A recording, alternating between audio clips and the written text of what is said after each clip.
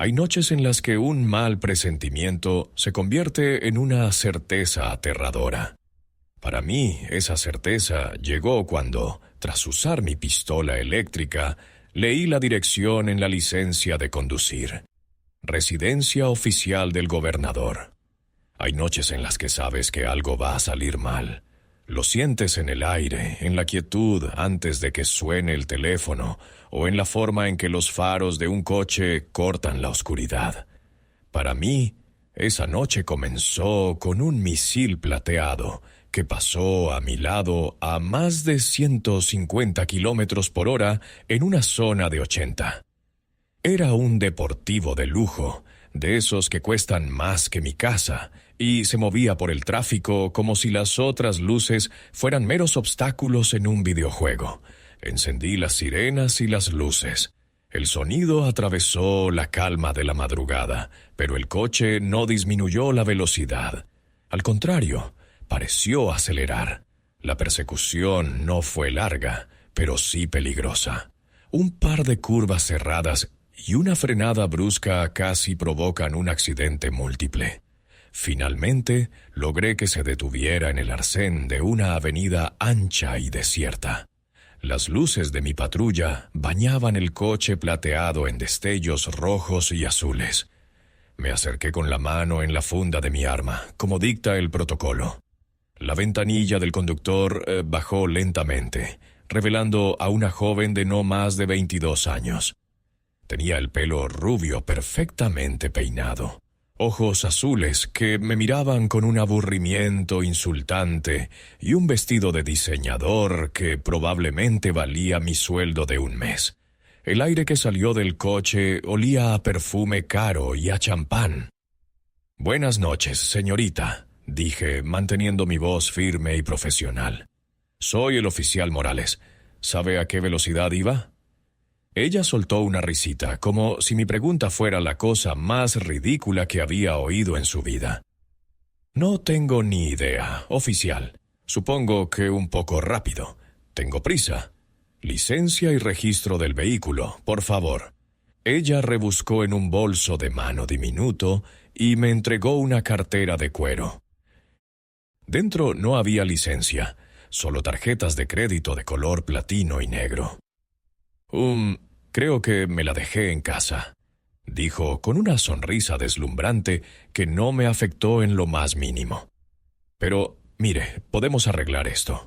Seguro que tiene mejores cosas que hacer que multar a alguien como yo». El condescendiente alguien como yo me puso en alerta. Había lidiado con esa actitud antes, la actitud de quien cree que las reglas son para los demás. «Señorita, el olor a alcohol en su aliento es muy fuerte. Le voy a pedir que salga del vehículo para hacerle una prueba de sobriedad». Su sonrisa se desvaneció al instante. Su rostro se endureció. «¿Me está hablando en serio? ¿Acaso no sabe quién soy?» «Ahora mismo, usted es una conductora que ha puesto en peligro la vida de varias personas y que parece estar bajo la influencia del alcohol. Salga del coche, por favor, es mi última advertencia». Abrió la puerta de golpe, casi golpeándome en las rodillas, y se plantó frente a mí. Era más alta de lo que parecía sentada, y me miró de arriba abajo con puro desdén. «No voy a soplar en ninguna de sus asquerosas maquinitas. Llame a su superior. De hecho, deme su nombre y número de placa. Mi padre se va a encargar de que mañana esté dirigiendo el tráfico en el peor cruce de la ciudad». La paciencia se me estaba agotando. «Señorita, se niega a cooperar y está resistiéndose a una investigación. Queda bajo arresto». Intenté sujetarla del brazo para ponerle las esposas, y fue entonces cuando todo se fue al infierno. Se revolvió con una furia inesperada, gritando y lanzando un manotazo que me rozó la cara. «No me toques, cerdo asqueroso. Te vas a arrepentir de esto». Retrocedí un paso, siguiendo mi entrenamiento. Saqué mi pistola eléctrica. «Al suelo, ahora, es su última oportunidad». Ella se rió, una risa genuina y burlona. ¿Me vas a disparar con eso? A mí no te atreverías. Fue un desafío directo, una burla a mi autoridad y a la ley que representaba. En ese momento no era la hija de nadie importante. Era una sospechosa agresiva que se resistía al arresto. Apreté el gatillo. El chasquido eléctrico cortó el aire, seguido de un grito ahogado. Su cuerpo se tensó y cayó al suelo, convulsionando por la descarga. Esperé a que los 5 segundos del ciclo terminaran y me acerqué rápidamente para esposarla mientras estaba desorientada. Todo según el manual. Una vez asegurada, la ayudé a sentarse y llamé para pedir una unidad de apoyo y una ambulancia, protocolo estándar. Mientras esperaba, decidí buscar su identificación en el coche. Tenía que estar en alguna parte. Abrí la guantera y, junto a un fajo de servilletas de un club exclusivo, encontré su licencia de conducir. La tomé y la iluminé con mi linterna. Nombre: Isabela Sandoval Reyes. La miré de nuevo, tirada en el suelo junto a su coche de lujo, con el pelo revuelto y el maquillaje corrido. El apellido no me sonaba de nada especial, pero entonces leí la dirección. No era una calle o un número de apartamento. Solo decía: Residencia oficial del gobernador. Mi sangre se heló. El gobernador de nuestro estado se llamaba Ricardo Sandoval. Y en ese instante, bajo la fría luz intermitente de la patrulla, supe que no solo había arrestado a una conductora ebria, acababa de usar una pistola eléctrica contra la única hija del hombre más poderoso del estado. El mundo pareció ralentizarse. El zumbido de la ciudad en la distancia, el parpadeo de las luces de mi patrulla, el leve gemido de la chica en el suelo. Todo se desvaneció en un ruido sordo. Solo podía pensar en ese nombre y esa dirección. Sandoval. Residencia oficial del gobernador. Las amenazas que había descartado como los delirios de una niña rica y malcriada de repente adquirieron un peso aterrador, el peso de una guillotina suspendida sobre mi cuello. «Ya viste quién soy, ¿verdad, imbécil?», siseó desde el suelo. La descarga eléctrica la había dejado temblorosa, pero no había mermado ni un ápice de su veneno. «Estás muerto. Estás profesionalmente muerto. Me aseguraré de que no vuelvas a usar un uniforme en tu vida, salvo que sea para limpiar baños». Tragué saliva, el sudor frío recorriendo mi espalda a pesar del aire fresco de la noche. Mi mente corría a toda velocidad, revisando cada paso por mi cabeza, cada segundo de la interacción. ¿Hice algo mal? ¿Me salté algún paso? No. Seguí el protocolo al pie de la letra. Ella era agresiva, se resistía y estaba claramente intoxicada. La descarga eléctrica fue el último recurso, totalmente justificado. Pero la justificación legal y la realidad política eran dos bestias muy diferentes. Sabía que un fiscal de distrito, presionado por el hombre más poderoso del estado, podría encontrar 1000 maneras de convertir mi procedimiento estándar en un caso de brutalidad policial. Mi sargento, un hombre corpulento y con cara de bulldog llamado Kowalski, entró en la sala de informes donde yo estaba redactando mi declaración. Se pasó una mano por su escaso pelo y suspiró. «Morales, ¿qué demonios has hecho?» «Hice mi trabajo, sargento». La sospechosa conducía de forma temeraria, se resistió al arresto y me agredió. Puse la licencia de Isabela sobre la mesa. Kowalski la miró y soltó una palabrota en voz baja. «Lo sé. Acabo de ver las imágenes de tu cámara corporal. Lo hiciste todo según el manual. Pero el manual no tiene un capítulo sobre qué hacer cuando le aplicas 50,000 voltios a la hija del gobernador Sandoval». Se sentó pesadamente en la silla de enfrente. «Está de camino. El propio gobernador. Viene para acá». El nudo en mi estómago se apretó hasta volverse una roca. El gobernador. No un abogado, no un jefe de gabinete, sino él en persona.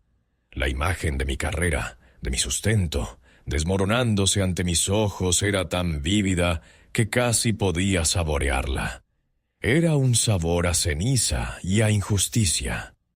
«La cámara corporal, sargento», dije, mi voz sonando más firme de lo que me sentía.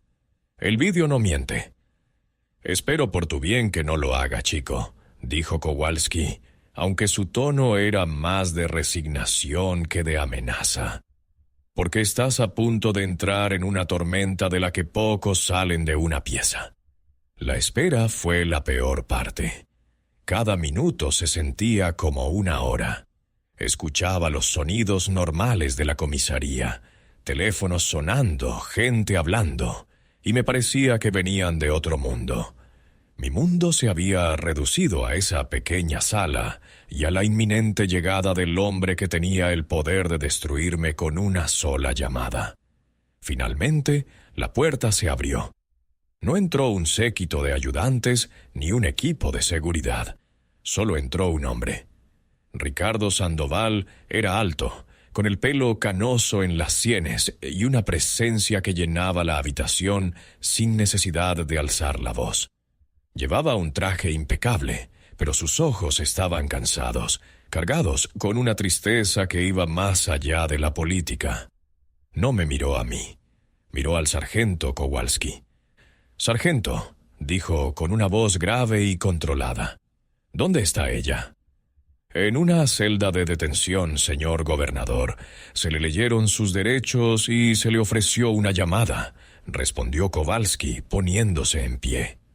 «Bien, ahora quiero ver al oficial que la arrestó, y quiero ver el vídeo de su cámara corporal, completo, sin editar». Kowalski me señaló con la cabeza. «Este es el oficial Morales, señor».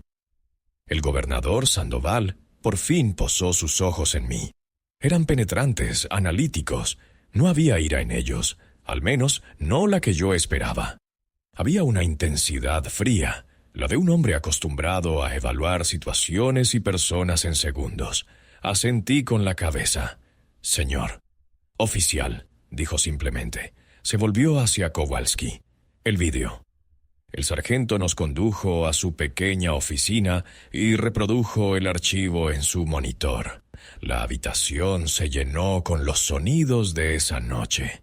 Mi voz, la risa burlona de Isabella, la sirena de fondo. Vimos toda la secuencia. La parada, su actitud despectiva, sus amenazas. Vimos cómo me manoteó, cómo me llamó cerdo asqueroso. Vimos cómo saqué mi pistola eléctrica y le di la última advertencia. Y vimos cómo se rió en mi cara justo antes de que apretara el gatillo. Cuando la pantalla se quedó en negro, un silencio pesado cayó sobre la oficina. El gobernador no se movió. Siguió mirando la pantalla vacía, con el rostro impasible. Yo contenía la respiración, esperando la explosión, la condena. Finalmente se giró lentamente, no hacia mí, sino hacia el sargento. «¿Se le ha hecho la prueba de alcoholemia?» «Se negó, señor, pero conseguimos una orden judicial. Los resultados del análisis de sangre acaban de llegar. Su nivel era más del doble del límite legal», informó Kowalski. Sandoval asintió despacio, como si confirmara algo que ya sabía. Luego, para mi completa sorpresa, se dirigió a mí. Y lo que dijo no fue una amenaza, no fue una acusación. Fue una disculpa. «Oficial Morales», comenzó, su voz ahora teñida de una profunda vergüenza. «En nombre de mi familia, le pido disculpas. No hay excusa para el comportamiento de mi hija. Usted actuó con una profesionalidad y una paciencia que yo, francamente, no habría tenido. Usted hizo su trabajo, cumplió con su deber de proteger a los ciudadanos de este estado, incluso de mi propia hija». Me quedé sin palabras. El sargento Kowalski parecía igualmente aturdido. El gobernador continuó. Mi hija no recibirá ningún trato especial. Se enfrentará a todos los cargos que se presenten contra ella: conducir bajo los efectos del alcohol, resistirse al arresto y agresión a un oficial de la ley. Me aseguraré personalmente de que el fiscal del distrito no reciba ninguna llamada para suavizar las cosas. La ley es la ley, y se aplica a todos, empezando por mi propia casa. Se acercó y me extendió la mano. Usted no lamentará nada, oficial. Al contrario, ha demostrado una integridad que debería ser un ejemplo para todo el cuerpo. Gracias. Estreché su mano sintiendo la firmeza de su agarre. En ese momento no era un político. Era un padre decepcionado y un ciudadano que creía en la justicia. Isabela Sandoval fue procesada. La historia se filtró a la prensa, pero cuando mi cámara corporal fue hecha pública por orden del tribunal, la narrativa cambió.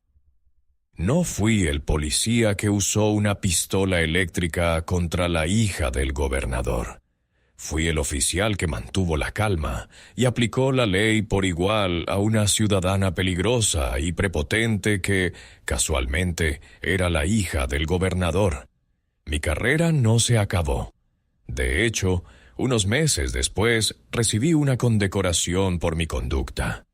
A veces, en las noches más oscuras, cuando crees que todo está perdido, descubres que la integridad sigue teniendo valor.